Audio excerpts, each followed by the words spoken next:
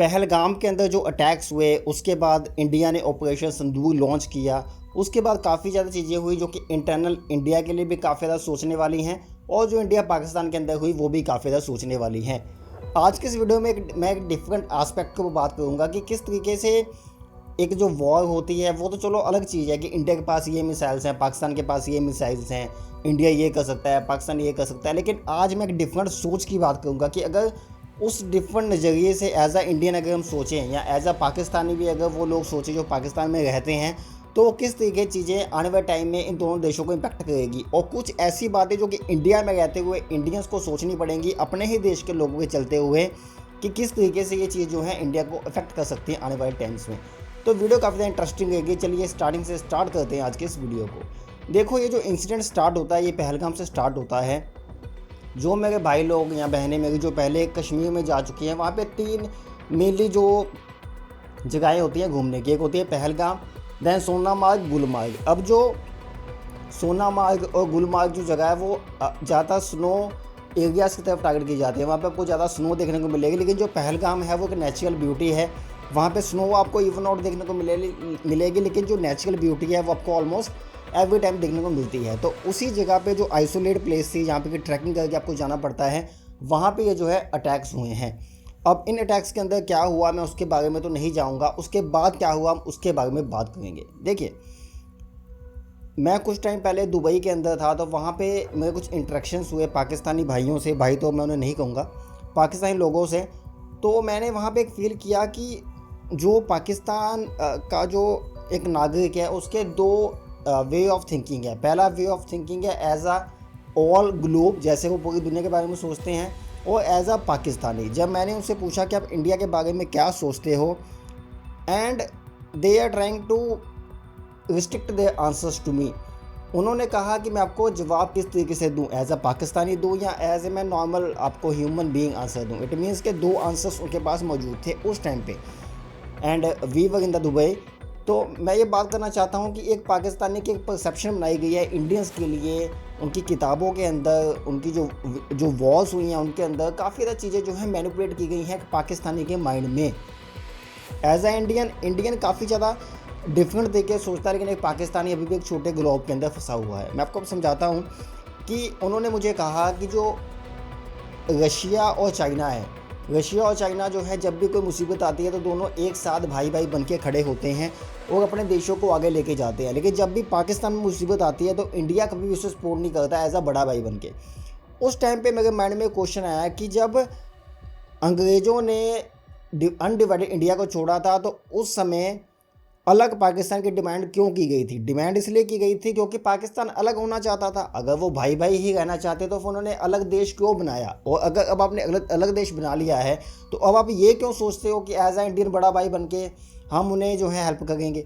तो ये काफ़ी ज़्यादा डिबेटेबल क्वेश्चन है। अब मैं बात करता हूँ जो मैं सोच की बात कर रहा था वीडियो के स्टार्टिंग में। देखिए दोस्तों, इंडिया ने ऑपरेशन सिंदूर लॉन्च किया, पाकिस्तान के ऊपर अटैक्स हुए, न्यूज़ मीडिया के ऊपर काफ़ी ज़्यादा जो है कवरेज की गई, और वो ऑलमोस्ट 80 to 90% जो है फ्लॉप थी। इट मीन्स के फ्लॉप नहीं थी, टीआरपी अच्छी मिल गई थी, लेकिन जो न्यूज़ थी वो कोई ऑथेंटिक न्यूज़ नहीं थी। वहाँ पे आ गया था लाहौर पे हमला हो गया, कराची पे हमला हो गया, इस्लामाबाद पे हमला हो गया, पाकिस्तान वाले इंडिया पे हमला कर गए हैं। उन्होंने कहा हमने S-400 जो ड्रोन सिस्टम है जो कि क्या कहते हैं आने वाली मिसाइल्स को डिटेक्ट करता है, उन्हें डिस्ट्रॉय करता है, उनको भी उन्होंने ख़त्म कर दिया। लेकिन एक्चुअल में जब पीएम मोदी ने एक पिक्चर डाली जहाँ पे कि वो आदमपुर एयरबेस के अंदर गए, वहाँ पे उन्होंने पिक्चर डाली कि हमारा ड्रोन सिस्टम भी बैक एंड पे अभी मौजूद है, तो इससे पता चलता है कि दोनों साइड्स में कोई ज़्यादा बातचीत नहीं हुई। और जब सीज़ फायर हुआ है, सीज़ फायर के बाद भी पाकिस्तान ने अटैक्स किए हैं श्रीनगर की कुछ जगह के ऊपर, पठानकोट के अंदर, तो इससे पता चलता है कि पाकिस्तान के ऊपर बिलीव करना अपने पैर पर कुल्हाड़ी मारने के जैसा है।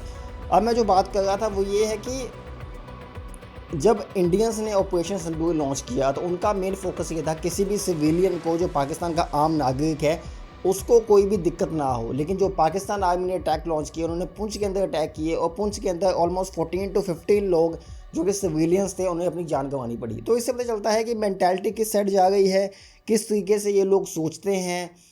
तो ये तो एक एस्पेक्ट हो गया इंडिया पाकिस्तान के बीच में। अब मैं बात करता हूँ इंटरनल इंडियंस की। मैं पंजाब से संबंध रखता हूँ, पंजाब में ही पला पड़ा हूँ, पंजाब में रहा हूँ, चाहे वो अनडिवाइडेड इंडिया का पंजाब था जब पूर्वज मेरे मौजूद थे इंडिया के अंदर, और चाहे वो आज का पंजाब है जो कि इंडिया के अंदर मौजूद है। अब क्या हुआ, इंडिया के अंदर आपको पता है कि काफ़ी ज़्यादा स्टेट्स हैं, यूनियन टेरिटरीज हैं, काफ़ी ज़्यादा रिलीजन्स हैं, काफ़ी ज़्यादा जो है राज्य हैं, और इनमें सभी राज्यों के अंदर, सभी रिलीजन्स के अंदर अलग अलग जो है वो धर्म प्रैक्टिस किए जाते हैं, अलग अलग रिलीजन प्रैक्टिस किए जाते हैं, अलग अलग कस्टम्स प्रैक्टिस किए जाते हैं। और ये एक इंडिया की खूबसूरती है कि इंडिया में ये सभी चीज़ें होने के बावजूद इंडिया जो है आज भी स्ट्रॉन्ग पोजीशन में खड़ा हुआ है, और सब लोग एक साथ कंधे से कंधा मिला के चलते हैं। लेकिन पंजाब के अंदर क्या हुआ, पंजाब जो स्टेट है ये ऑलमोस्ट एक सिख जो है, सिख हम कह सकते हैं कि सिख मेजॉरिटी स्टेट है। लेकिन ये एक अलग टॉपिक है, इसका मैं किसी और दिन बात करूँगा। सिख मेजॉरिटी स्टेट है, लेकिन पंजाब के अंदर जो ऑलमोस्ट सिख थे वो Canada, US, New Zealand, Australia move हो चुके हैं। ज़्यादा जो ज़मींदार सिख जिन्हें हम कहते हैं, जो कि खेती बाड़ी की तरफ ज़्यादा ध्यान देते हैं, या जिनके बड़े बड़े घर या बड़ी बड़ी ज़मीनें यहाँ पर मौजूद है पंजाब के अंदर। और जो लेबर क्लास है, चाहे वो यूपी से हो, चाहे वो बिहार से हो, वो ज़्यादा पंजाब के अंदर आती है। और जो पंजाब के लो एंड जो वर्क्स होते हैं, चाहे वो रेडी लगाना, चाहे वो खेतों में काम करना, भट्टों में काम करना, यहाँ पे वो ज़्यादातर काम करते नजर आते हैं। और आज के टाइम में जो यूपी, बिहार या और जो स्टेट से लोग आए हुए हैं, वो लोगों ने पंजाब के अंदर ऑलमोस्ट अपना घर बना लिया, और काफ़ी ज़्यादा लोग यहाँ पे अब प्रॉपर वसनीक बन चुके हैं पंजाब के, यूपी बिहार से आने के बावजूद। अब मुझे इससे कोई दिक्कत नहीं है, क्योंकि इंडिया है, कोई भी कहीं भी जाके रह सकता है। लेकिन यहाँ पे कुछ स्टेट्स आती हैं, चाहे वो हिमाचल हो, चाहे वो जम्मू कश्मीर हो, इन स्टेट्स के अंदर एक चीज़ है, उसे कहते हैं डोमिसाइल। वो चलो पंजाब के अंदर भी है, लेकिन जो डोमिसाइल होगा उस स्टेट का, वही वहाँ पे लैंड एक्वायर कर सकता है, वही वहाँ पे एज अ प्रॉपर वसनीक बन के रह सकता है। पंजाब के अंदर ऐसा कभी भी कोई भी ऑर्डर नहीं है, मुझे कोई भी इससे दिक्कत नहीं थी। लेकिन जब 8 तारीख को ये इंसिडेंट हुए, जब ऑपरेशन सिंदूर लॉन्च किया गया, पाकिस्तान से अटैक्स हुए, तो वहाँ पर जो लुधियाना इस समय हम कह सकते हैं कि वहाँ पर जो प्रवासी हैं, वहाँ पर काफ़ी ज़्यादा गढ़ है प्रवासियों का। और प्रवासियों का गढ़ वहाँ पे होने के बावजूद ये क्या हुआ कि जो स्टेशन थे वहाँ पे 9 मई 2025 को वहाँ पे इतनी ज़्यादा भीड़ देखने को मिली कि आप ये सोचिए कि जो ट्रेन थी वो ओवरफ्लो हो चुकी थी ऑलमोस्ट। इसका रीज़न ये था कि जो प्रवासी आए हुए थे वो पंजाब को छोड़ के वापस जा गए थे। मैं दोबारा से रिपीट करता हूँ कि जो प्रवासी पंजाब आए हुए थे वो पंजाब को छोड़ के वापस जा गए थे, ड्यू टू द फैक्ट कि पंजाब के अंदर वॉर होने वाली है।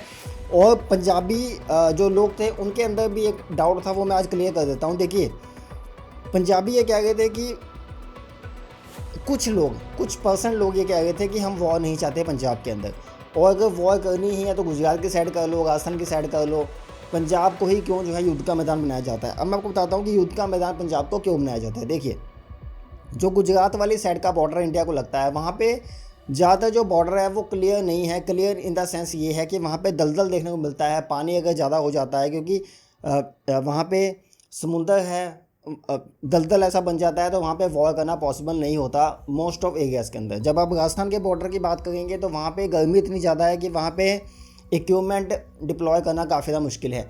जम्मू कश्मीर के अंदर वैसे ही कुछ होने वाला नहीं है, क्योंकि वहाँ पे तो LOC है, ये चीज़ें चलती ही रहती हैं।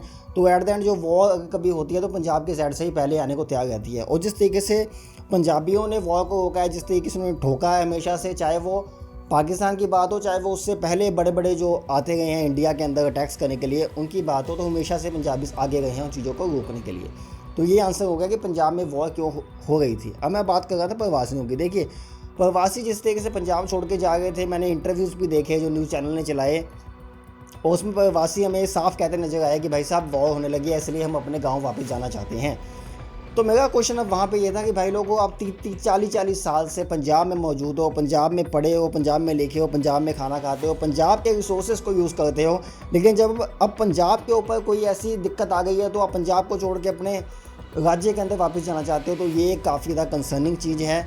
और कहीं ना कहीं पंजाब के जो CM है, मैं उन्हें भी ये कहना चाहता हूँ कि इस चीज़ को एज अ फैक्ट अपने माइंड में रखना चाहिए कि कभी भी कल को दिक्कत आती है तो वो इंसान जो यहाँ पे रोजी रोटी कमा रहा है वो कल को पंजाब का साथ नहीं देगा। और ये बात मेरे दिल में काफ़ी टाइम से थी। पंजाबियों का ये सीन है कि अगर पंजाबी जहाँ पे मौजूद है तो वहाँ पे वो अपना 100% देते हैं, लेकिन इस तरीके से जो ये चीज़ें हुई हैं ये कहीं ना कहीं इंडिया के लिए काफ़ी ज़्यादा डिबेटेबल हैं। अब घर पे बैठ के बात करना कि हम देश की सेवा करेंगे, देश के लिए ये करेंगे वो करेंगे, लेकिन जब एक्चुअल चीज़ आई तो फिर हम ट्रेन्स में बैठ के वापस अपने राज्यों में जाते नज़र आते हैं।